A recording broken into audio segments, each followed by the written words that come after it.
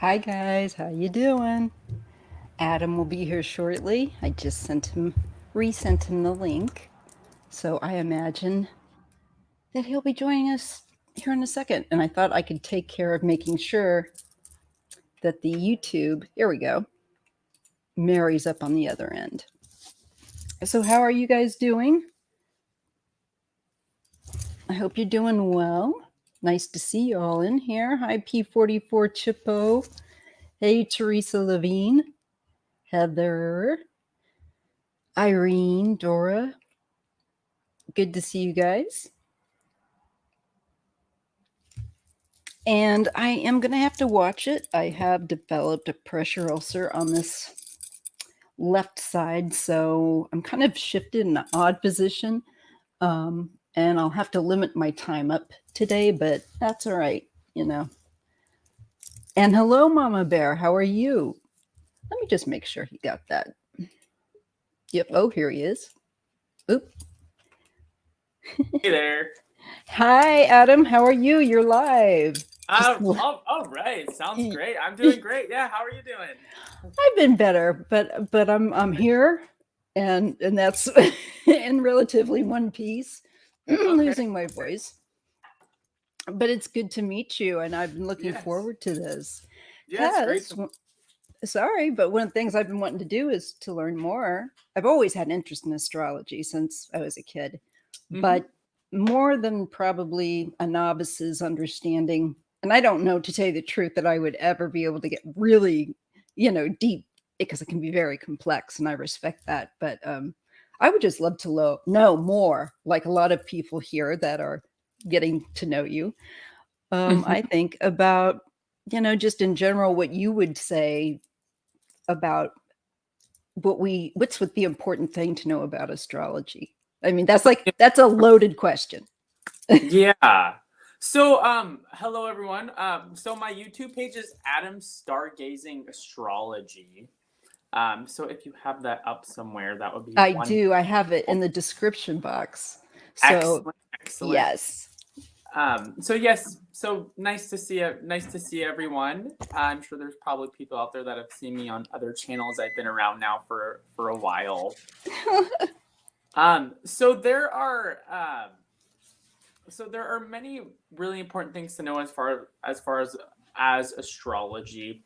And first off, I would just recommend that if there's anything superficial that you may hear about it, as far as in glamour magazines, I would say take that with a grain of salt.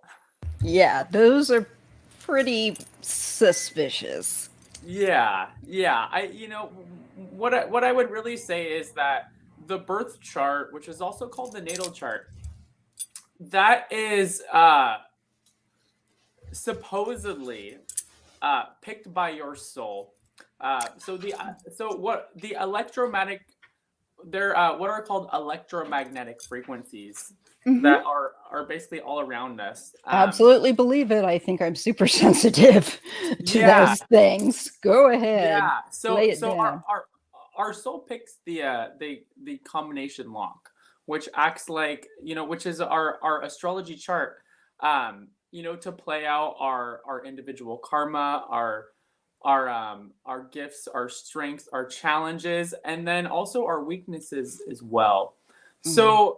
So what I really do is, when I look at an astrology chart, I I definitely highlight the strengths, but I also talk about the weaknesses, because every single person has strengths and weaknesses in their chart. There are some people that have more what are called square aspects. Those are Hmm. more challenging. Some have less square aspects. Some have more what are called trine aspects. And trine aspects are those aspects that are considered more fluid and Positive, a little more positive sometimes.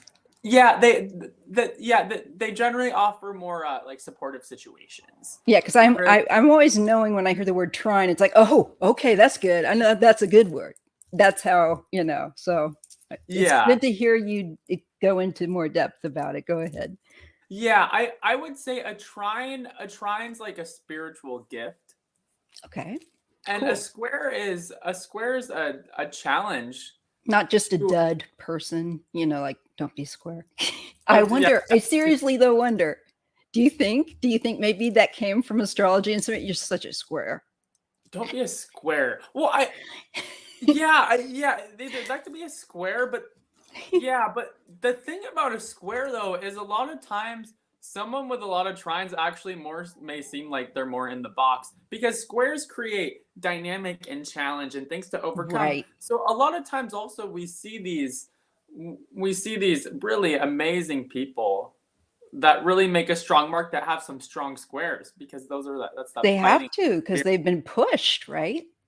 Or Mhm. they're in a situation that they're probably going to be more, you know, Yeah, yeah. dynamic. Yeah, yep. So it's really neat. So looking at astrology from the soul perspective and from a Mm. spiritual perspective, it makes us understand our like why we came into incarnation in the first place, right? And how we're really here to to grow into more overall more virtuous Yeah. individuals. The whole idea of leveling up, Mhm. I can Yeah, relate, yeah, be a little yeah. bit, how it's something I can relate to. You Uh-huh. can look back at yourself, hopefully, and see how you've changed over the years. For me, it's like, who was that person? Mhm. It's like I'm real glad for change. So, Mhm. Mhm. but Mhm. I would love to have my chart done. So, do you do private? Yes. And Yeah. what's the cost? What do we have to do if we'd like to have that done? What do we need to know? So I offer of course I offer private readings. I offer natal chart readings, so that or birth chart. That's the chart of your your birth combination lock. The Hmm. on the moment you were born. So I offer those. I offer transit charts. Those are the planets that are transiting in the sky Right. So in that's relation. moving, Yeah, folks. yeah. In relation to your natal chart, what's neat about transit charts is that I can pick transits from a past event. A lot of times people will be like, there's a specific event that happened September 27th, 1992. It changed my life. I want to know about it. So I can do a transit chart for that day and Oh, tell them what was going on. I love that. Yeah, I can also do current transits and future transits. So I offer all those. I offer synastry charts. They're also called composite charts. It's your chart and someone else put together. To see how you And mesh. yeah, so those are great for business partners Yeah. and relationships. So yeah, so those are the main charts. I offer for also for those with fancy astrological lingo, I offer solar return, lunar return charts as well. Yes. And the return, is that Saturn return or that's no solar return? That would be your, Sun sign. yeah. So that Yeah, would be, yeah. I And get it. then the lunar return would be the moon sign in relation to the positions with that and the rest of the astrology chart in relation to the moon positions. And then all of my information um, is on my YouTube page in Hmm. the contact section. I also made it uh, All pretty clear. there. Yeah, and some People other just, areas. sorry, people just need to realize that all they got to do is look over on the tabs, and the about section is really important to check out. A lot of information that contact and otherwise is there, so always, it's the very last one though. And I just want to say, I don't know, there's some crackling going on, and sometimes this happens with this. I might ask if you could bounce back in and we Yeah, can clear this. Happened to another person on another live I sure, saw. Yeah. sure. Let me leave and come right back. Thanks. Okay. Let's see if we can clear that up. We'll try. So I hope you guys are enjoying. I find what he's saying fascinating. Uh, he's going to be definitely. I'm definitely going to be asking him about getting my chart done. It's been a long time, and when he comes back in, we will ask him about the rest of that, and he can fill us in on cost of those various different means of doing charts for us. I also want to ask him about the moon. Oh, here he is. Here we go. Okay. Okay, So, hopefully that. there. Yes. Okay, that happens. That seems to happen very sporadically, but Sometimes I think it's just with this this Mhm. StreamYard or ScreamYard, whatever yard Okay. scream. It actually is interesting you say that because it has only happened on StreamYard collaborations, never on a Zoom. Yep, same. Because I Okay. like Zoom. Okay. And this one that I've just noticed that. So if it ever happens in any other live you're at, just suggest that. It helps sometimes. So Uh-huh. you were telling us about the solar charts, and then you start to, there's the moon, and I'll let you go on. People want to know how much, a general cost and things like that. Yeah, so it depends. My cost ranges from approximately 150 to $225. Hmm. And that's the 150. Is that just for, like, let's say your solar chart? The 150, that would be for transit chart. Oh, that's cool. So that's when you're getting a sense of what will be happening as planets move and through the as the days go on. Yeah, yeah. So I offer two sets of transits for the $150 price. Oh, that's nice. Yeah, and then I go up from there all the Hmm. way to the $225. So it definitely, it's definitely affordable. Um, Yes, yeah, and I make it again, yeah, affordable so people can really get the most out of. because there's a lot of information in there. There's a lot of information, yeah. It's packed with about an hour of just a lot of information, a lot of research.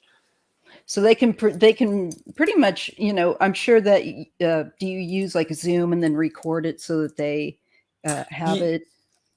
Yeah, so I either upload it via YouTube and then send it over privately, and then you can just view it when you want, or we Right, do a Zoom or a Skype call, and with that, then you have the option to record it. I right. also do phone calls as well. So that's good, because some people live out in more rural areas and they don't have the most reliable line they have is still a landline. So that's Mhm. good to know. Yeah. Let's see, what there was something I was just thinking. What was So it? my contact email. That's Yes. that's the way to get a hold of me. My contact email. And you can usually find that again at the about section. And, they'll have a little thing to prove you're not a robot. It doesn't ask you like the annoying things does. You can just pretty much check it and then you'll see the email. But I think I've got pretty much, well, he's Adam's channel's definitely in the description box. So make sure that you subscribe, and make sure that you get the notifications, even though I know YouTube doesn't always do so well with that. But so I was wanting to know what you were going to say about the moon, and how that affects us. I mean, Oh, it's massive.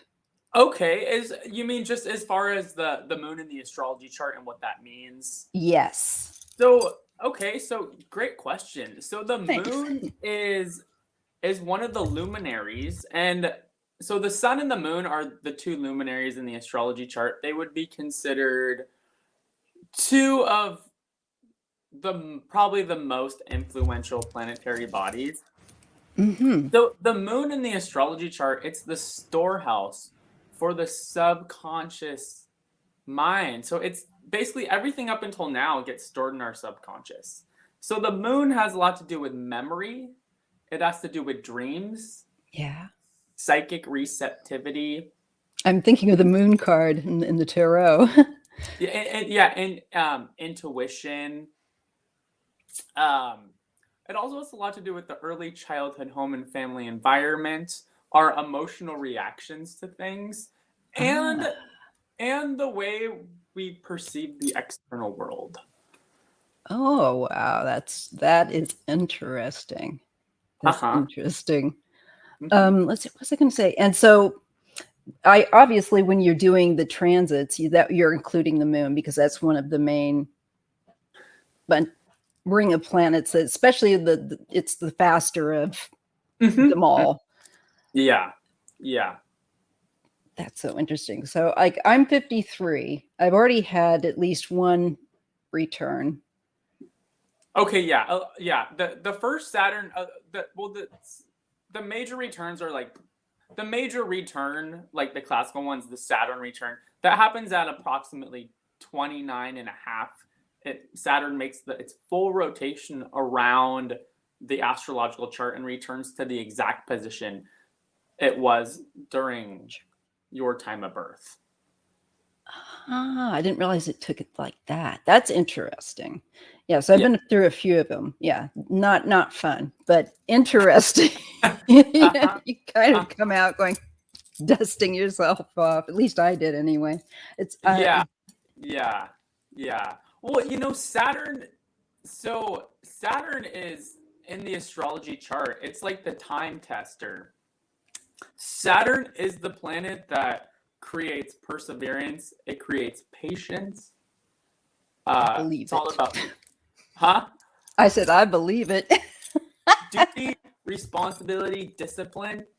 Also, when we see Saturn in astrological transits and in the chart, we know that there's some karmic rebalancing that's needed in that area. Yeah, So it's very karmically placed. it sure is. It sure is. I'm thinking of mine. Uh-huh. Mine is in Aries reversed. Oh, so you have a Saturn retrograde in Aries. Yep. So I so I would have to say that is one of the more challenging spots for Saturn. Saturn's not happy in Aries. The reason why is because Aries is the first sign. Aries is about independence. Right. Saturn's about responsibility.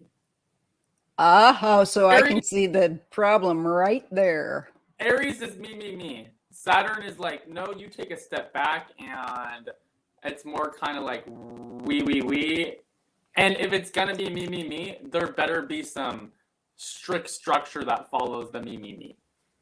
So you think of a ram. Aries is a ram. You think of the horns. Oh, Saturn is yeah. a brick wall. It's like a Ouch. ram trying to, No wonder my neck hurts. yeah. And what happens too when individuals, should I say, manifest a Saturn in retrograde in their astrology chart at birth, Yeah, it's what did I because do? Tell me. it's because um they're the idea around it. I don't want to play God here, and Yeah. I'm not here to play God, but I am here though to share And you important interpret. information. I understand. Yes, yeah, on years and years of study, because this stuff is important to know. So the I whole believe. idea around Saturn in retrograde, so Saturn being the lord of karma, when you get planets in retrograde, it almost feels like you're living two worlds at once. So the idea around Saturn in retrograde is that there are responsibilities that perhaps in past lifetimes that you have not let you backed out on, that you were like and so when you're in a Saturn in retrograde, it's like you're like karmically forced. Oh, yeah. I believe this lifetime for me is a real burner of strong, heavier karma. I do. I do. It's just like, it's a weird thing to say. Mm-hmm. But it's occurred to me more than once. It's like there is just so much karmic things that are deep and they change and not just like not like that doesn't happen to everyone, of course, but when I do notice, like you said, for me, there's a little bit more of a on my plate, so to speak. And Uh-huh. to me it's just like, well, that's work you got to do, kids, so better get at it. Yeah, yeah. And what I see what I see with the people with that Saturn in retrograde is they're they're over time it's like over time it becomes easier, but there tends to be things that like upsetting situations that like a lot of times like disrupt things like freedom, especially Uh-huh. with the Saturn in Aries. It's like you want to go and do that, and all of a sudden it's like boom. Oh yeah. You got something else to take care of, and then something else, and then something else. Yeah, It's like that makes sense. fun. That would be my car accident that I was in. And then like, because then your life's completely changed because I'm paraplegic as a result of it. Wow. And yeah, so I tend to think that that there's something in there. And I don't know. I don't know if when you see my chart, you'll be able to probably know better than me. Wow. Wow. But that wouldn't surprise me because that's the way it felt to me. It's like I get at least what you're saying, where you're saying it's like again and again, and it's a heavy set of lessons. And Aries too. That's interesting. The Saturn, because Aries being the first sign can Mm-hmm. rule things like accidents. No way! I didn't know that. I Yeah. really did not. Wow. Yeah. Because the first, it's like it's that Mars energy which can rule that, and then Saturn is like the energy of Saturn. It's like heavy and weighty. Mm-hmm. It's like and Saturn also rules like the body. Like the physical body. So that's a heavy Saturn for sure. I believe it. And the only other thing too that was interesting that I note with my chart, and I'm sure other people have with theirs, that I could say is like I have the same moon and I think rising sign, which is Pisces. I'm a Virgo, but I've got my moon in Pisces and my ascendant, I guess, in Pisces. Oh, interesting. I actually have the same sun and moon placement, believe it or not. No way. Yay, I found my friend. Bye everyone. We'll talk to you later. No. Oh So my you're god. a Virgo with a Pisces moon. Yeah, September 5th. Mm-hmm. Okay. Mine's the 3rd. So Oh, you were born during a full moon. So that's a full moon. So the no wonder I potency. get so weird. I'm like, I get insomnia super bad. Oh, And interesting. it doesn't matter if I take the medications and stuff. Many times it's just like, I'm awake. So I just stay awake. Yeah. I'm sorry. Didn't mean to interrupt you. Go ahead. What were you saying? Resting. So those who have a Pisces moon, those are psychic and intuitive. And I'm not just saying that because I have one, but a moon in Pisces, what happens is a lot gets activated through the dream world. You're constantly picking up the emotions and feelings of other people. Oh, yes. I'm sorry. No psychic filter. Mhm. So that's Pisces moon, and you have a Pisces rising as well. There's a strong link to a higher source, and a need to keep on defining one's existence through some spiritual foundation. Absolutely. Always been that way, and was a loner as a kid. And so getting around too many other people was kind of like, yuck.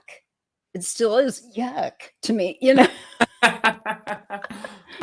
No, and I love people, but at a distance, and one at a time. I feel like overwhelmed. It's like and I understand I have a sensitivity to energy, absolutely. So then, what's around,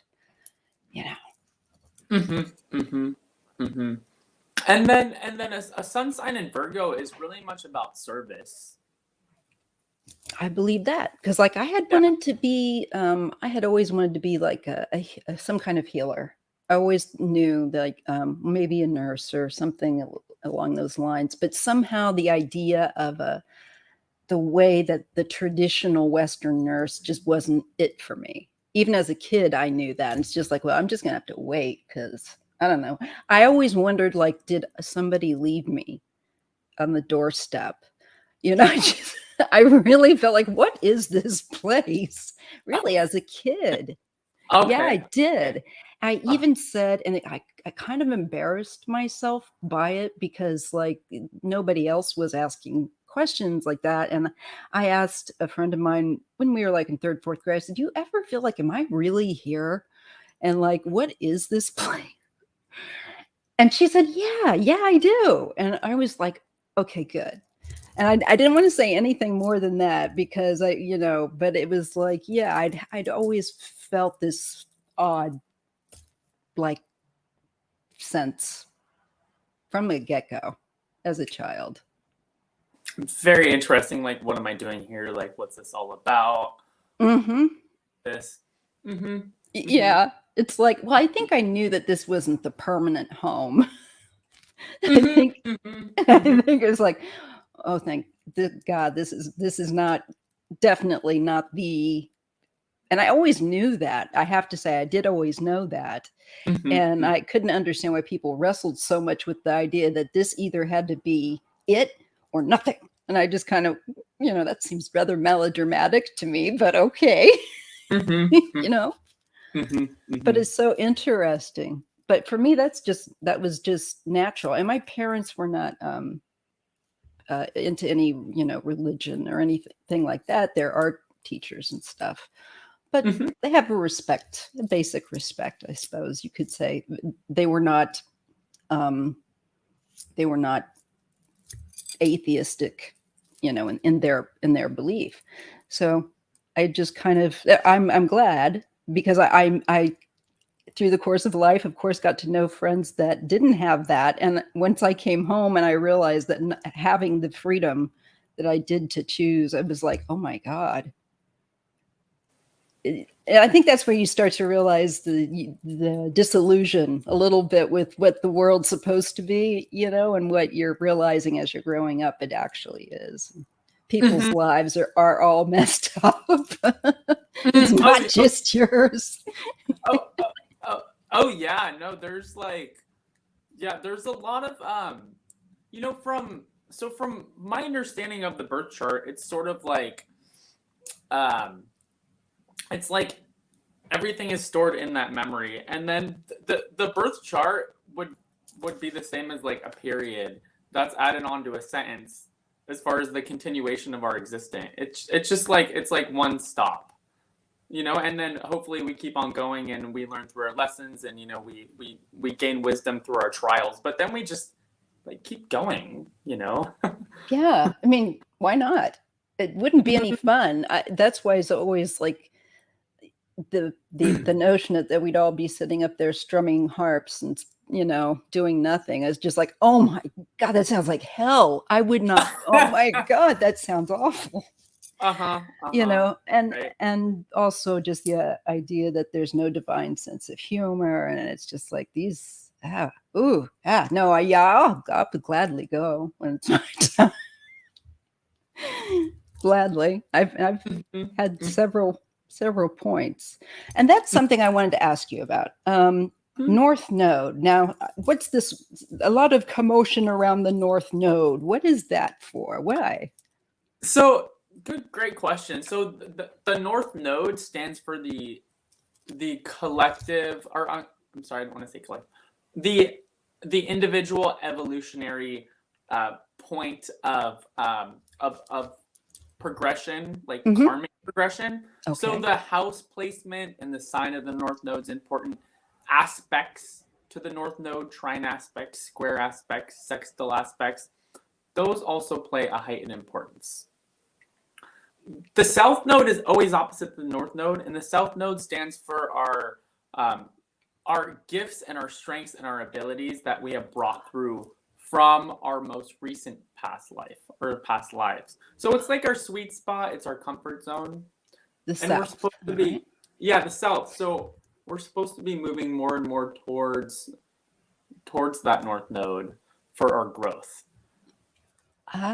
So and what is there something a lot of people um say that there can be a link between the death. Now, I don't have any idea about this. And, like I said, I don't really care when it's my time.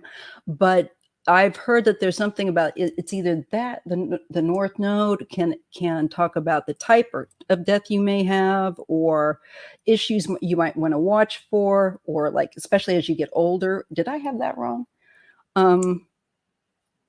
I thought it was that, or maybe is it the there was another one that it really depends. So the 12th house or something. Issues around, I would actually say issues. I would say death. I would say the first thing I would look at would be the cusp of the 8th house. And the 8th house. Yeah, I would say that has a lot to do with the death. If there's a, like what astrological sign is cusping the 8th house. For example, if someone has Capricorn on the cusp of the 8th house, they might live like perhaps super in old age. If they have Aries on the cusp of the 8th house, there could be like a crazy accident, right? Or if they have, Aquarius on the 8th house, there could be death maybe in like some unusual way, that type of thing. However, though, I wouldn't take that as the law. Yeah, don't ever take it as a grain, as a possibility, an interesting. I personally, I will never talk about that in a chart because I really don't know, and I also don't want that karma. I don't want to go there. Yeah, and I honestly don't really know unless I'm getting something extremely strong, which I haven't yet because I don't. You kind of like no. Yeah, it's not my area of expertise. But there's a lot of psychics and people that are very much into like the transitioning world, which is all very fascinating. It's just not my specialty, at least not right now. Right. No, I got you. And I mean, like, that would be good, like, especially if someone's got like a loved one that's transitioning health-wise or whatever, what that can be helpful, I think, too. If you wanted to go and check that out. And let's see, I'm just checking. Yes, please make sure to subscribe to Adam. Oh, good. We have people doing that. I know I just caught someone that did it. Yes. And said that they did. Good. What does this say? Here we go. Hi, Adam. What's the relationship between astrology and dreams? So the relationship between what's the relationship between astrology and dreams? So this relates back to that moon sign, and the moon acts as the filter for the dream life. So it really depends upon your moon sign, and of course what's currently transiting in the sky. For example, right now the sun is in the astrological sign of Cancer. Cancer is a very intuitive sign. So, for example, I have a moon in Pisces, you have a moon in Pisces. When the sun is transiting through a water sign, our dream world is going to be more heightened. There's what's called the trine aspect between Cancer and Pisces, and it's a water element. So there's going to be much more psychic receptivity to dreams. But a lot of times the psychic receptivity is more based around picking up the emotions and feelings of the family systems, because Cancer is related to the family structures. That's right. The maternal and paternal, but especially the maternal because of the moon. Yeah, if your moon is in a water sign, you're gonna be, or if your sun is in a water sign as well, or if you have moon in strong aspect to certain planets, you're going to be just naturally much more attuned to psychic receptivity and probably have stronger dreams, more vivid dreams, more psychic dreams. It's very true. Indigo Chrysalis Tarot says my moon needs to do a better job. Barb's Wheel of Fortune just subscribed to you. Thank you. And P44 Chippo says, thank you so much, Adam. And Jake had a really interesting point, and that was that both Brittany Murphy and Marilyn Monroe Oh, interesting. have Pisces. I Mm. didn't know this on their 8th. So And yeah, no, this is go ahead and feed us the scoop. Yeah, so Pisces is ruled by that nebulous planet Neptune, and there can be drug use with that, and having a lot to do with, and intoxicants. Neptune and Pisces, there's also a level of mystery, and there can be a lack of clarity in a fog. So I know with Brittany Murphy, she supposedly died of like mold poisoning or something along those lines. It was she was so anemic, and it sure looked like heavy metal poisoning, but allegedly, of course. And there's a lack of clarity, but she was really she was really sick, and she basically wasn't taking too good of care of herself. Yeah. But there was something else going on, because then her husband died of a similar circumstances. Oh, really? Yeah. What? Yeah. Check it out. I mean, like, you want to go down the rabbit hole, grab yourself some Haagen-Dazs, and I'm not kidding. I that's what I've been kind of doing while I'm kind of trying to mend and heal. But that one's really weird. It really bothers me. There's something to it. Every time I read on her, I really think it goes back to her mother, allegedly for entertainment purposes, of course. I do. Well, it's just a feeling. It just keeps coming up like a bad penny. Interesting. Okay. Well, I mean, this is the classical. It's kind of it's a mystery. Pisces and Neptune. There's a lot of mystery going on with that.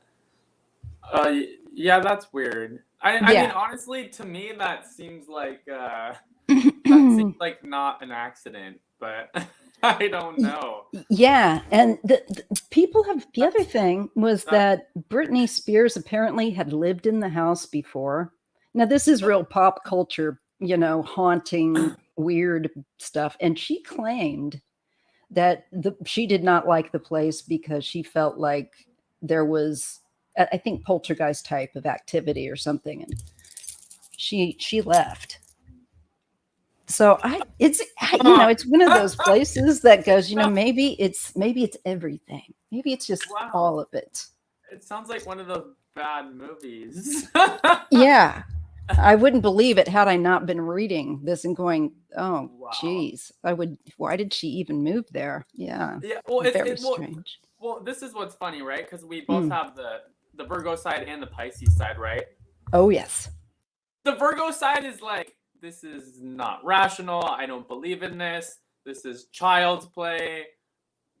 Put it to someone else. And Pisces is like, well, there's this and there's that constantly making the connections and using the intuition. Your spidey senses. It's absolutely true. Should I say our fishy senses? Yes. Yeah, fishy senses. Mm-hmm. Yeah. I like to say that one's like a really friendly fish and the other one's a shark, so that if you mess with the little fish, look out. Right. Well, Barb's got it. I thought, that there's something there. Barb's got an interesting comment. She says, I am a Leo with Sag rising and Taurus moon. That means I don't know. You don't. So your sun and your moon are both of the fixed mode. So Leo with a Taurus moon, there can possibly be a tendency for stubbornness. With that, probably a real lover of nature. This could be a good aspect for like a school teacher, someone who loves kids. And then the Sagittarius rising, it brings in a flair for philosophy, and it helps move that sun moon combination out of the mud. It helps add some flexibility, because Sagittarius is mutable, so it's more adaptable. That's right. Because I was just thinking how fixed Taurus is. My dad It's a Taurus. Taurus is fixed. Taurus moon is just a real homebody type. Absolutely. And I've definitely known people that are even more of a homebody than myself, which is like, wow, they're out there. It's actually a great position for the moon. It's considered an exalted, so it's a very strong. Oh, that's good. Yeah. And let's see. She says Barb says, to be honest, I don't know. Yeah. All right. Jake says, I read that the ancients believed the fixed signs were the best. He says, I don't know if that's true. The best for what? That's what I would say, because you can't. I mean, I don't really know what to say. I mean, there could be arguments as to why anything's the best. Yeah, that seems more like an overall sort of. Someone said that and right stuck. Yeah, I agree. Yeah. I agree. Well, okay, so each mode has their strengths and their weaknesses. Fixed can be good for a course of action, but sometimes in life you need to start to steer another direction. Yes. Right? And sometimes it can be hard for fixed people to steer the other direction. Oh yeah. So, it's very, very hard to try to get them to do that too, if you're trying. Yeah. Ooh. Yeah, especially if you're like a double fix, like a sun moon fixed. It can be hard. Yeah, especially you being the Virgo Pisces, that's double mutable. So there's a lot of flexibility, with that mutability. Yeah, I've got the structure thing sometimes is definitely something I definitely need, because otherwise, if I don't have that, I can be all over the place. Kind of all over the place with the double Pisces, and the thing about there's this old wives' tale about Virgo being this kind of critical, old, rigid thing, but Virgo's actually mutable. So I would say, like, if you really want to get to rigidity, like probably more like Capricorn. Yeah. I have a friend. She's wonderful. She's a Capricorn. My daughter is. She refuses to ever see a chiropractor because she's terrified the chiropractor is going to break her neck if she gets an adjustment. I've gotten like hundreds. And she's never taken one sip of alcohol, like even tried. Oh, wow. So that's, it's like, no. Not happening. Yes. This is the land of death. Yes. Well, where I see people with more mutable in their chart, there's a little bit more of a sway. Much more flexible. There's more of a flexibility that naturally happens with the mutable signs. So, Scorpio Sun. Oops, the last one. I'll get back to that. That I think it was. Wait. Sorry, I think it was Indigo. A Sagittarius Sun, Pisces Moon, and Aries Rising. So you have strong Jupiter energy. Sagittarius is ruled by Jupiter. Pisces is ruled by Jupiter and Neptune. A Sagittarius Sun, Pisces Moon. It's very expansive, very, very spiritual, very visionary. However, the Sun and the Moon are in a square position. I don't know how tight a square, but sometimes you may feel at odds with yourself because the Sun and the Moon are squared. And then you may have some, an Aries rising, it really likes action and adventure. A Pisces Moon likes seclusion and mellow time and self-reflection. So fire and air, like on a good day, you go to the moon with this combination. On a bad day, it's just a lot of steam, fire and water. That's what I was going to say. Steam is what I was seeing. She says all the time, Adam. It's all in caps. Steam all the time? Oh, no. That's so funny. Yes, P44. She says, I am a badass Virgo.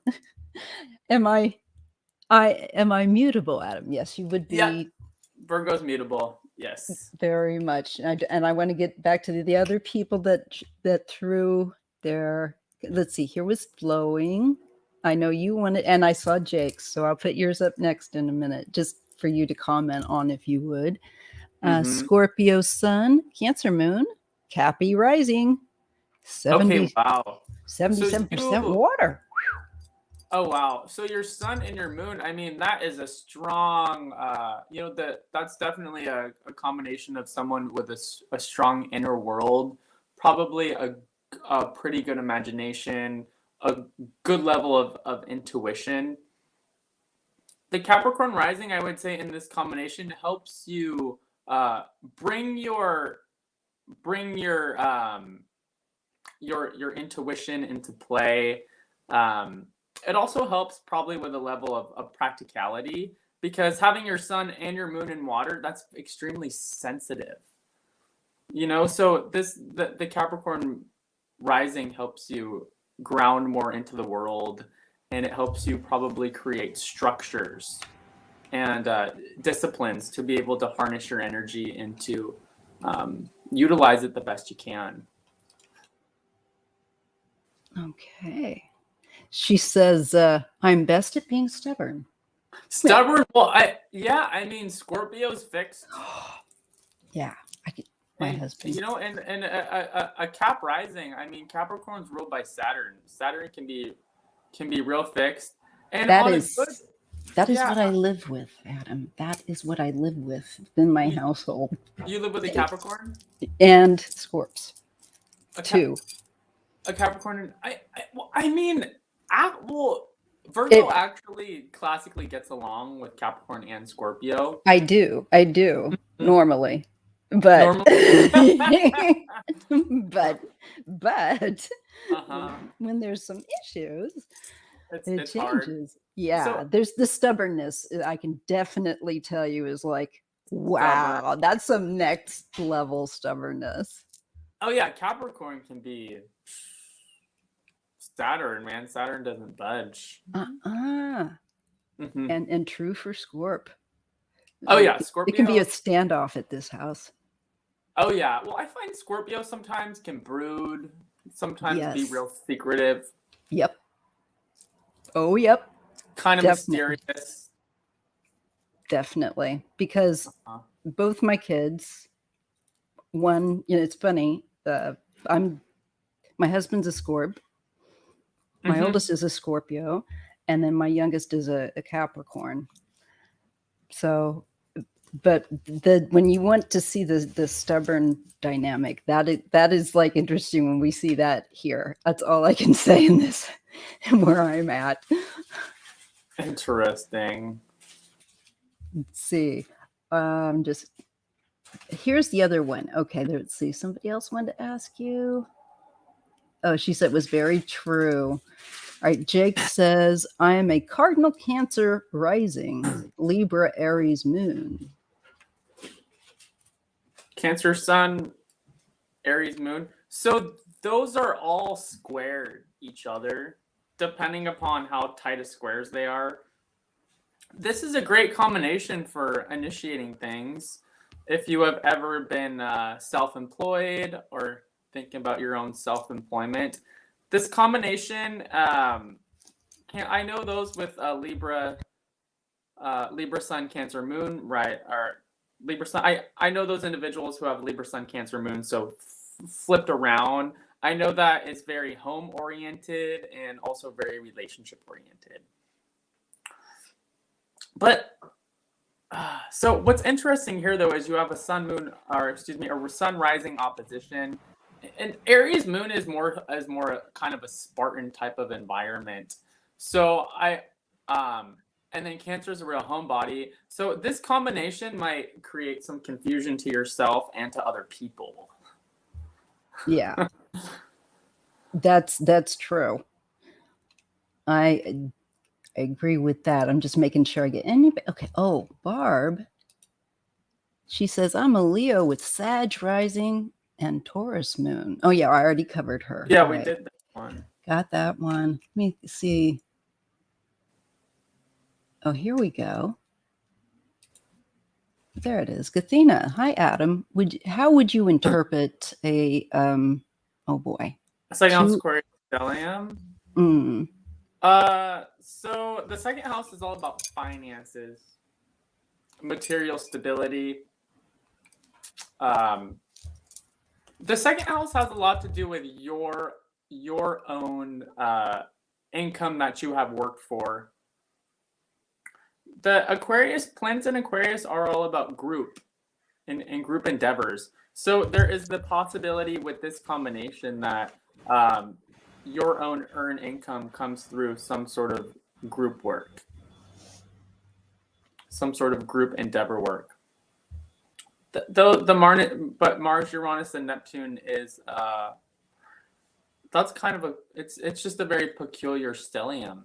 It's very random in Aquarius. Yeah, I would say definitely that this stellium is extremely idealistic.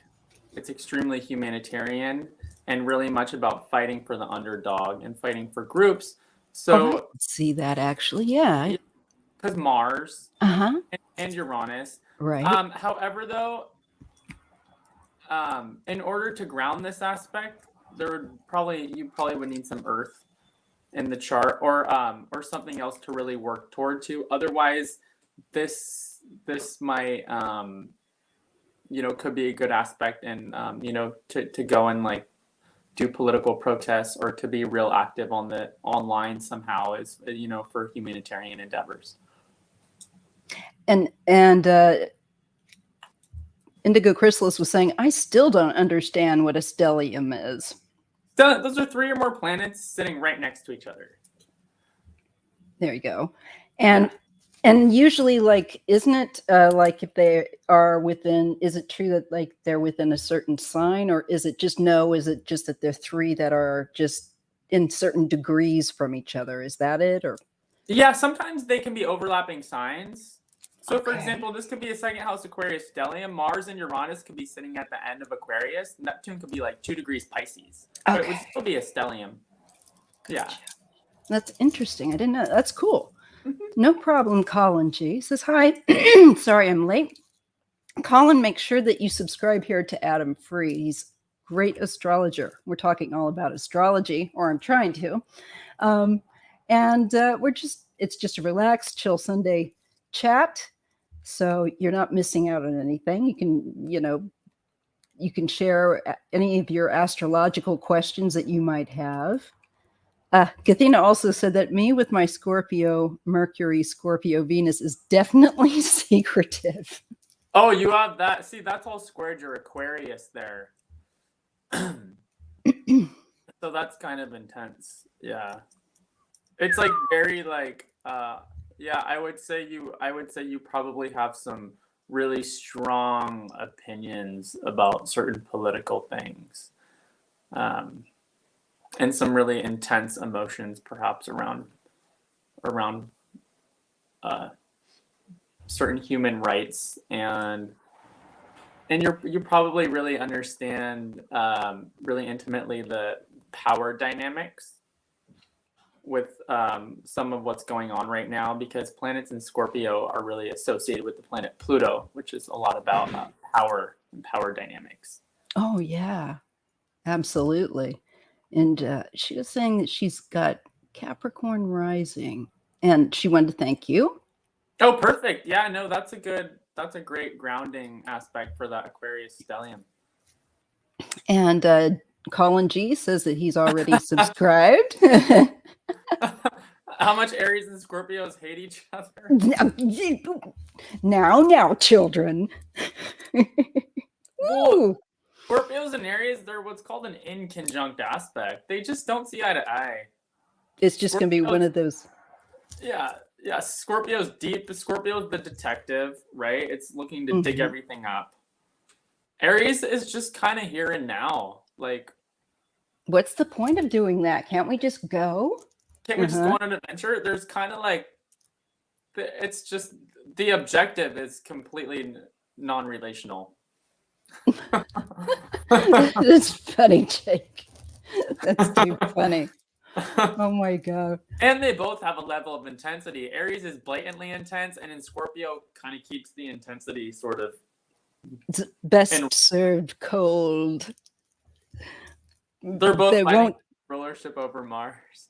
Well, I mean, yeah, that's true. Well, though, you could. I mean, if it confuses someone, you could just hand Scorpio over to Pluto. That That works. yeah. Because That Scorpio is more like Pluto for sure, and I Aries always is thought more so. like Mars. Yeah. That's that. It's funny because that was always the association I made, and I don't know if that was just from the old books back in the 70s, and that's what I saw. But Well, what happened was Uranus, Neptune, and Pluto. They didn't come till later. so they didn't get identified because they still say like with Virgo, they've thrown us under Mercury, but they're still saying like there's some other planet for us. I don't know what it is. Oh, are they talking about Vulcan and esoteric astrology? Yeah, like what is that about? Can you please tell me? Is that hogwash or what? Well, that's esoteric Or astrology. It's just a different system of astrology. right. Yeah, it has its validity. For Mhm. example, Mercury is actually the ruler of Aries. I don't know a ton about the reasoning behind some of these placements. So there's not a lot I could tell you. But Mhm. in the world of esoteric astrology, there is validity in that. It's just less known. That's interesting. Aries with the Scorpio rising. They were just talking about them. He fights himself. It's Aries, okay. I do too, I mean, Colin. it's a Aries. I'd say someone with an Aries with a Scorpio rising. I would say a real competitive spirit. Mm. Yeah, Yes, I would too. yeah, And that's that would a enjoys good sport. Mm-hmm. I can see how you get that. Jake says, I feel like the Aries views the Scorp as manipulative. You just will not let this. That's true. That's true. Yeah. Manipulative, and the Scorpio views the Aries as impulsive and stupid. Yeah, pretty much. That kind of sounds like a stereotypical argument that could take place between them. I'm curious to know, what would you say would be one of the least, let's say, compatible that you could think of? As far as sun signs? Yeah, like if two people were like looking to hang out and they say, hey, I mean, like they probably wouldn't actually even vibe to begin with. They may or may not, but let's just say, what are some of the least compatible? I would say Aries and Scorpio is not great. Aquarius and Scorpio, probably not the best. Let's see here.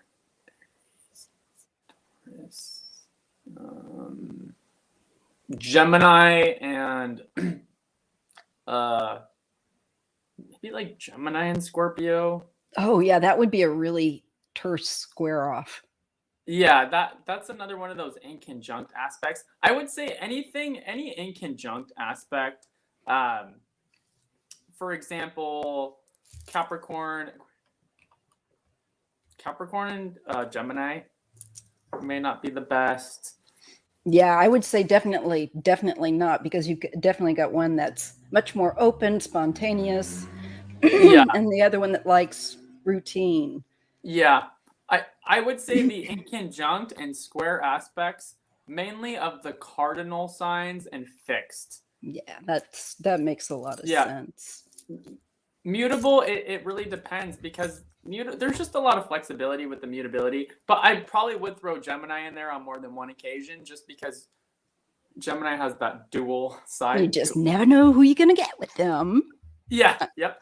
And I say that with all due affection. I've friends that are actually that I tend to get along pretty well. I found like with female Geminis and Scorps of all persuasion.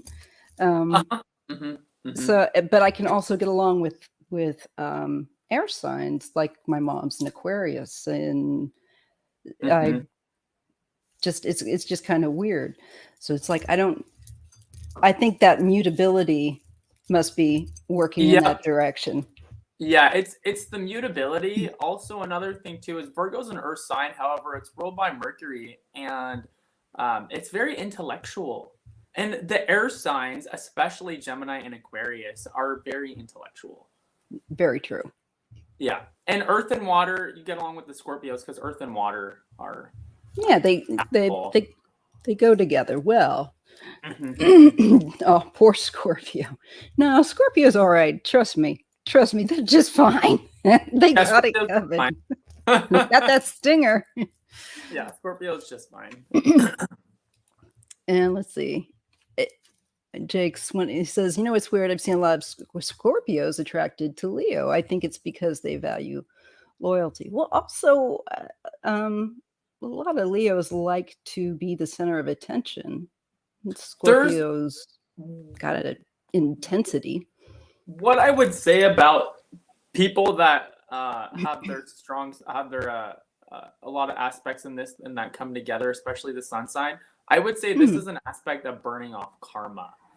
And the reason why is because it's a square aspect. And Leo and Scorpio are both fixed. There's going to be probably a high sexual attraction. Sure, that makes sense. Right? It does. Because it's So much fixed tension. like this. Yeah, so there's probably the burning off of karma. Of a physical attraction, but maybe nothing lasting.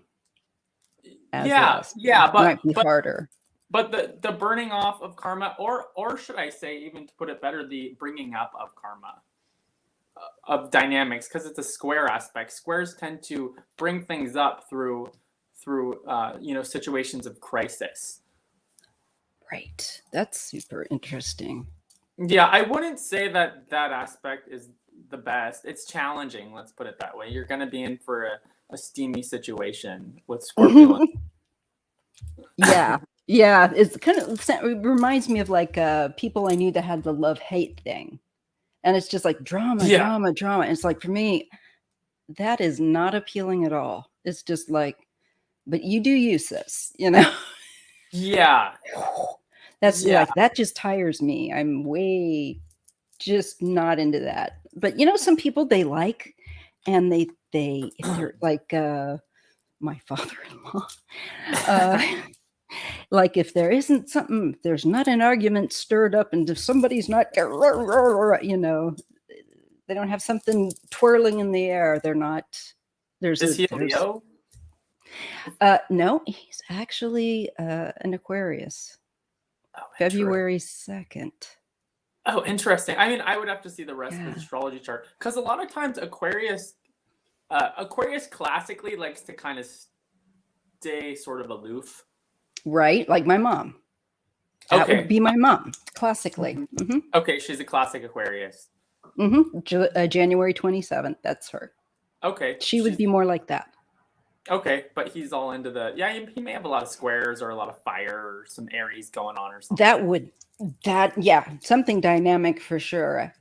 Very much. And that's why it's so funny, because I was just thinking, that's an odd one.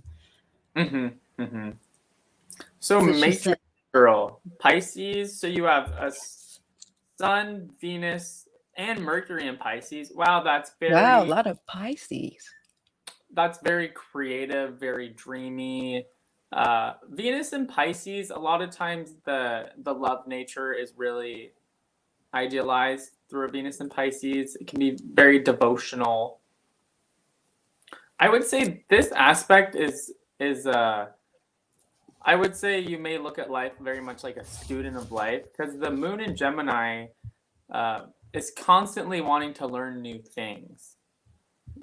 The moon in Gemini is very curious and likes to kind of bounce around from thing to thing. It's very intellectual, whereas all the rest of the Pisces kind of absorbs information. Oh, I felt you on that one. Definitely an absorber. Yeah. And then your rising in Aquarius gives you a more humanitarian stance. And if you have Pisces in the first, if you have Pisces in the second house, because the second house has a lot to do with one's own efforts. There could be perhaps frustration around efforts around making money here. Like getting things to manifest, getting things done, work or something Yeah. like that? Yeah, because sometimes a lot of Pisces can almost be like drowning sometimes Yes. with all that Pisces. Yes. That's a lot of water. It's a lot of water. Yeah, it's like sopping. Yeah. So make sure you squeeze out your sponges. Barb But yeah, says, yeah, oh, I'm sorry. she could be a real like intuitive with that last combination. Yeah, beautiful.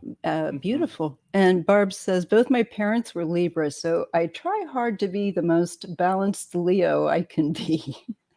Libra and Leo, actually, they're like two peas in the pod. Ma, yeah. Libra Libra kind of feeds Leo, and then and because a lot of times those with strong Leo like to be around people, and Libra is just very social, and Libra is all about keeping up the peace, you know. So if you can get a Libra that'll just kind of like agree with you and go along with everything, Leo and Libra are like I amazing can see that. together. They would be happy, like you say, two peas in a pod. Yep. The one place I do have Leo is in Mars. I do have Leo in Mars. I don't think I have it in any other other planets, but I do have it in Mars. That's actually a fun placement.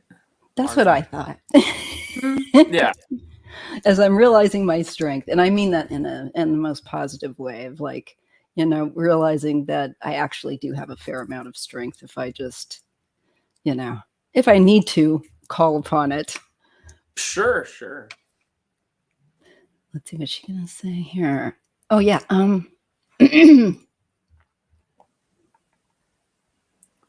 think I put that up already. No. 11th house sun, that's all community. That's all community minded. So everything in the 11th house, community groups. Oh, I see. And so like the first house, that's your personality, what you come in with, is that right? Yeah, the first house has a lot to do. So you think of the first house, you think of the sign Aries, you think of the head. So it has a lot to do with the physical appearance and your vitality and your ability to initiate independently. It's like independent action. Okay. That's interesting. That's what she's got. All right. Just want to make sure I've got everyone's. There are more signs that are prone to addiction. So it's not necessarily so. You know, you classically would look at people with Neptune in hard aspects, like Neptune squares, Neptune in conjuncts. Addiction, I mean, I know some people with a lot of Taurus in their chart that are addicts. Taurus can be a sensual sign. I know one of my family that food is the addictive thing. Yeah, there's a lot. I would say if you have a lot of Capricorn and Virgo, you're probably not going to be addicted to substances and food and stuff like that. However, Leo, Pisces, Taurus, Sagittarius, those are all signs that could lead towards overindulgence in substances. Just whatever it is on the spectrum that gives them pleasure. Yeah. Just more like pleasure seeking through like physical means. Okay. Yeah, I can understand. Scorpio can be addicted to sex, you know. Yes. Yeah. and many other things at the same time. Scorpio, oh yeah. Scorpio can be alcoholics. I know some alcoholic Scorpios. Same, absolutely. And I've known a number, different people. It just, it just all depends on what your weakness is, so to speak. Yeah. And she says, I'm with food. Yeah. See, food. Yeah. Yeah. It's what you use to soothe or what's that they call that? self-soothe or self-satiate. Mm-hmm. And it's definitely, I know, unfortunately, how hard that can be, with Mm-hmm. people in my family having that issue. Mm-hmm. Um, on the other side of it, I would say, what are some of the more fun people that, on the brighter side of this, that you would tend to, associate? If we do, and realizing that this is a bit stereotypical because everybody's as unique as a thumbprint. And Sure.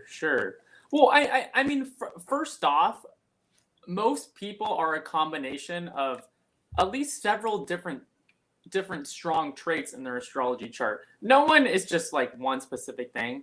But for example, if you have a moon conjunct Saturn, that's like a sad kind of melancholy, right? The moon's the emotions, Saturn kind of blocks the emotions. For example, Hitler had a moon Saturn conjunction.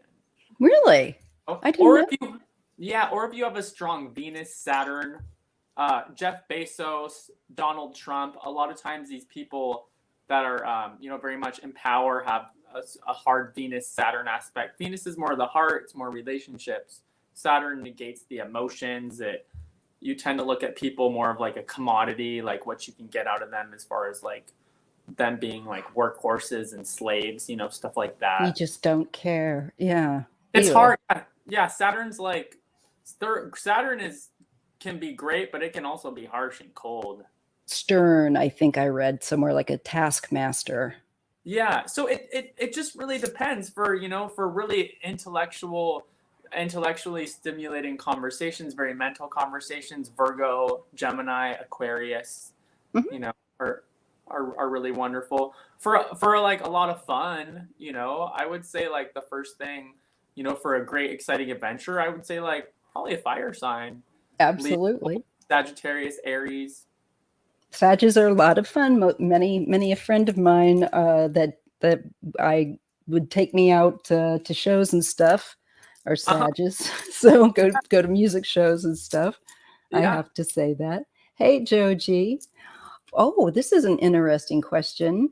Now, before I grab my bottle of water, what is your opinion? What is, in your opinion, the hardest aspect in astrology? Loaded question again There for you. there's not I would say there's not one in particular that's the hardest. However, though, there are some that are a lot harder. I just did on my page, my YouTube page, I talked about the new moon Make sure you're forecast. subscribed. Yes, Adam Stargazing Astrology. So there's for example, a Mars square Pluto. That's a very hard aspect. It even Mars is the god of war. Pluto is all about power and transformation. A Mars square Pluto can be, a strong desire to assert dominance and achieve positions of power over others. It can be really explosive, dangerous. That could lead to like emergency situations, crazy accidents, things like that. Whenever you see what are called the malefic planets, Saturn, Mars, Pluto, sometimes Uranus, whenever you see those in oppositional aspects or square aspects, those are considered more like a challenging. warning. Oh, Yeah, warning. those are considered much more challenging. Oh, and Flowing just subbed to you. That's great. Thank you. Thank you. Let's see. I want to see. Okay, good. So, and with back to like for your let's see, do you take like PayPal or do you take Venmo? What's the other one people like I take both. Okay, that's Yeah, good. That's good. PayPal, Venmo, and then also sometimes people don't feel comfortable sending money online. I take personal checks too. Oh, that's good to know. Yeah, for people that may be a little more old school and don't feel comfortable with that, I can appreciate that. There's some people like Cash App. I don't know if you do that or not. I don't do Cash App. Those are the three things I offer. I haven't yet come across anyone who Asked you if you. who can't do one of those three. Yeah, usually most people can. Yeah. And so, like, you've got like your links and stuff, like just in case anybody wants. Well, of course, they should know your email, which would be on your about page, and they can always contact. So, can you let us know about anything exciting that's coming up with the transits right now that we're Sure. experiencing? So so I just did a new moon forecast on my page. So that's when the sun and the moon are in the same astrological sign. And it's going to be June 29th. It's going to be in the sign of Cancer, which is a water Mm-hmm. sign. So it's going to be pretty intense. There's a lot of squares going on. There's going to be a lot of upheaval, a lot of unrest, a lot of power plays. Um, so we have the planet Saturn sitting right now in Aquarius. Saturn rules the law. Aquarius rules the truth. And Saturn is in retrograde. So this really relates to the January 6th trials right now. The Mm-hmm. foundation of Saturn, they're reviewing the law to try to get to the truth. But what's happening here now, like for example, with the Mars square Pluto aspect, there's a lot of power struggles, a lot of manipulation going on. Also, too, with this overturning, this abortion Right. Roe crap, versus Wade. Yeah. yeah, What that's in the going on. bleep? Yep. Yeah, with this bullshit, so there's a lot of, there's, so like a Mars square Pluto, like Mars and Aries, it Mm-hmm. wants to win. There's the desire to win. Pluto and Capricorn is all about ambition for power and control, Yeah. right? And So this is there's what gonna that's about. this is what that's about. So the backlash on this is probably gonna be a lot of protests, you know. That's what I saw with my cards. Okay, That this yeah, would be really hard.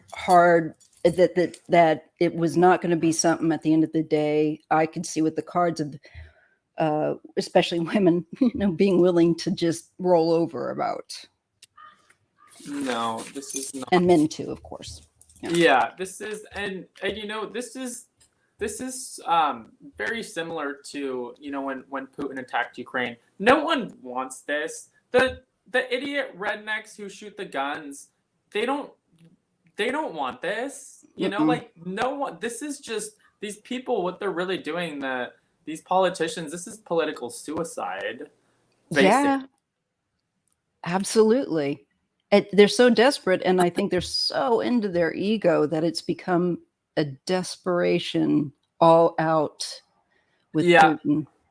yeah. And So he's dying, so like, dude, he's no, he's yeah, no, Putin, he's dying. Yeah, no, I mean we're at the last degrees here of Pluto and Capricorn, and I mentioned this in a lot of my videos. Pluto's moving into Aquarius. We'll get a sneak peek in 2023, then January of 2024. This we're seeing the end of this old school Capricorn hierarchical crap coming up to the surface. yeah, all this stinky Yep, nonsense. I totally agree with you. That's what I've been getting through the dreams and stuff that I have. It's interesting to confirm like this is cool. yep, yep, yeah. And you know what? It's important, I think, for people not to lose heart because it's so hard right now and it makes people hurt and get upset. But I think that what people need to do, and I can only speak for myself, and I've got PTSD and I got to learn to try to how to deal with stuff. So I Hmm. just zoom out from it. I know that it's happening. I keep abreast, I'll read, but I got to turn it over to the universe because I'm not meant, neither are you or you or you or you, to carry all the weight of the world. We can pray, we can do what we can, but it will eventually be okay because that's always the same message that comes back is it's going to be okay. It's things have to happen. Do your best. Yeah. And keep hope. I think that's what's concerning is a lot of people definitely get very depressed with this, but it's actually a good thing and lean into it. Fight harder. Hmm. Yeah, yeah. And there's a lot of fighting energy out there. And Um, then rest too, because that's the other part. People get burned out. yeah, I would say yeah, I would say perspective, a level of detachment too is good, Yeah. and rest and being able to see and understand the bigger picture. Yeah, because one of the things that I do see with Roe versus Wade coming is that there's something else that is going to be created, whatever the word might be. And I feel like it will be, at the end of the day, a far better, more thorough bill. Something that's even better than what was in place, and that this one they will not be able to come Mhm, back mhm, at. This is a real act of desperation, and it's temporary. mhm, You know mhm, it, mhm. and I think that for people to know that, so they don't just, because like right now I can't even turn on TV. I'd rather throw a brick. Yeah, sure, sure, sure. Because it's yeah, no, we're in the thick of it. I was actually talking with some friends a while back, and we actually knew it was good. This was going to happen. Hmm. We were all sure that. So we're not thrilled, You're but we're not not. surprised. No, I actually pretty much thought it was going to. I'm like, all right. I looked at the astrology. I also saw the trajectory as of how things were going. Um, and also to understanding the Pluto position, how at the last several degrees everything just gets exacerbated and just comes up. Hmm. Capricorn also too has a lot to do with traditions, Yes. and it's also Saturn also negates the. There's a strong negating of the feminine principle right now. Not Well, kidding. well, well, That is. well yeah, we're trying, but if we know, Kali, she's the now. I mean, now, I actually, I'm a little scared for some of these people. Like they're like, like they That are thought just in here stirring the they, pot, going, they "When's the devil screwed. coming?" Yeah, but they screwed with the wrong energy. I know. I agree with you, because Yeah, I'm it's real like, interesting. You said okay. collie, because Mhm. that's who I keep getting. And in fact, I've got a shirt with her. I got an affinity, a little weird affinity with her. Yeah. I'm sure she wouldn't probably mind me saying that, but I don't know why. It, but like she and I resonate. And I feel that in fact, there was a deck that 1,000 decks that I have, Mhm. that I've got that I'm going to be looking at, and it's the Kali Oracle. So how appropriate for the time. I agree with you. Mhm. Just like one of the things I caught with the dream that I had about COVID was that the response that countries show their people, whether it's kindness or not, is going to be very karmic upon those in power that do that. And sure enough, we see that they've caught a lot of these people have died themselves and gotten sick, and Yeah. you know, Mhm. so it's it's it's kind of like a definitely a purging cycle of getting, like you said, rid of the controllers, the ones that want to control everything. Yeah, yeah, and wasn't this? I mean, isn't the Abbott? Isn't he like some old? He's just some old Texan like He's a polished turd. Republican. Yeah, and yeah. Anyways, yeah, he's no. He'll be gone. Like Yeah, he's they're going to all. be gone. Yeah, Trump. They're all just gonna like die out. They're just gonna. Yeah, They're yeah. They're no longer. Their vibration's gonna no longer be be suited. interesting, or nobody's going to care. It's going to be Yeah, old. You know what? They're going to be, what's that word? Ooh, you know what? They don't relevant. They're not relevant. And I think yeah. they'll hate that. Yeah, and they're gonna have their own devil to face, their own life review after they die, and their own demons, and they have their own. Especially Abbott. I mean, like, I'm a paraplegic myself, and it's like, dude, Mhm. really?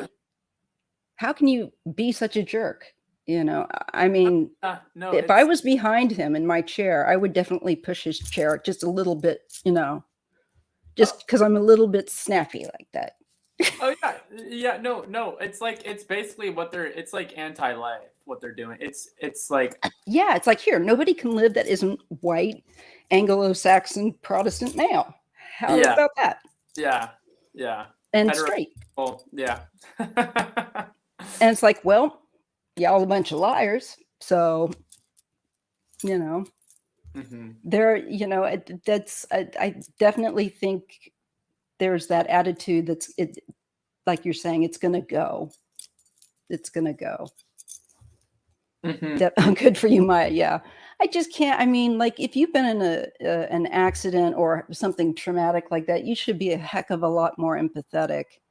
And once you are in a position of power, what is known is that divinity takes you at responsibility. That power comes with responsibility. It's not just for you to go, oh, look, I'm so powerful, I can treat people like dirt. And so I firmly believe that, oh, just like Adam's saying, he's definitely going to have a lot to answer for. All of them.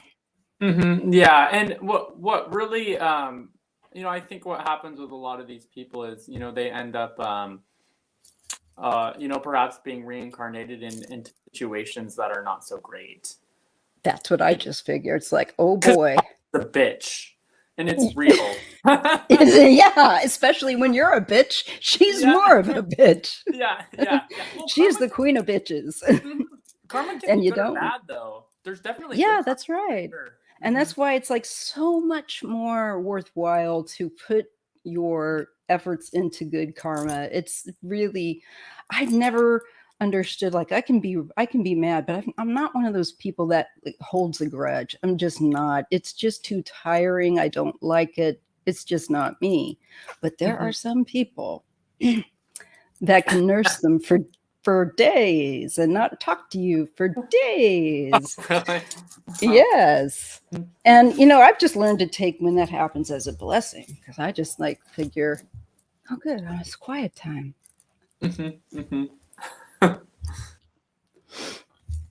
And so how long have you been doing astrology? Just curious. Yeah, so I started studying when I was 19, so it's been almost 21 years. Wow. Very youthful looking face. Not that to say that you're old, because you're not. Yeah. But when you put that much in, that's some time there. Oh yeah. I've been, and I still study. Oh yeah. It's What do you like to study most? Or what are you studying currently? In astrology? Well, I've over the past year I actually have started studying a lot of Vedic astrology. Which is really neat.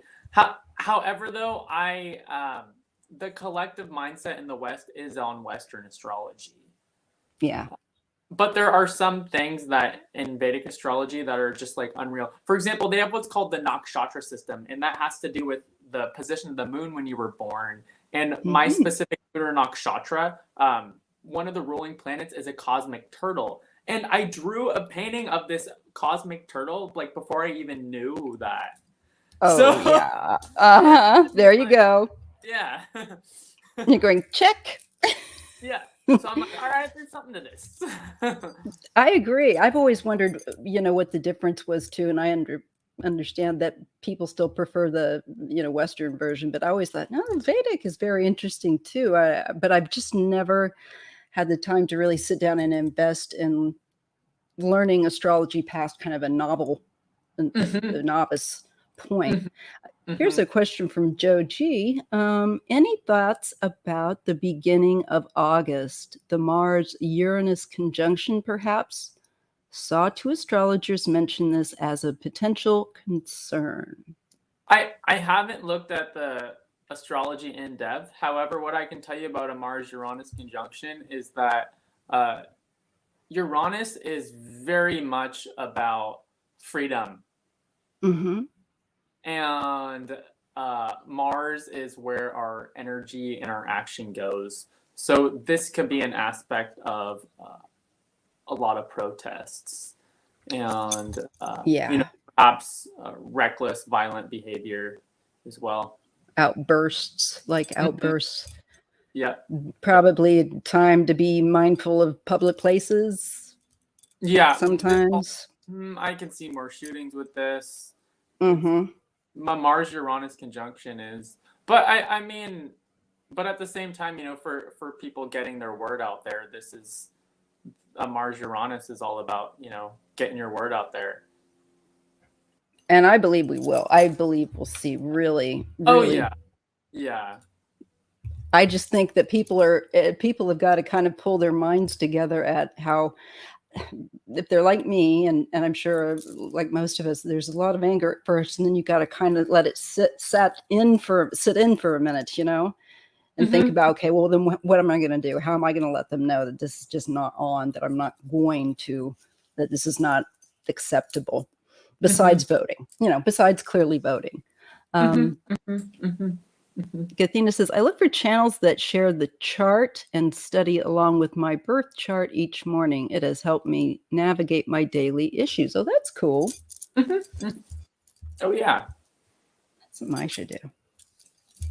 And that way I can learn how to do a bit more of this myself, Mm-hmm. or at Mm-hmm. least more of like the different houses. Like, so the eighth house is like that you were saying, like could be associated with passing or death.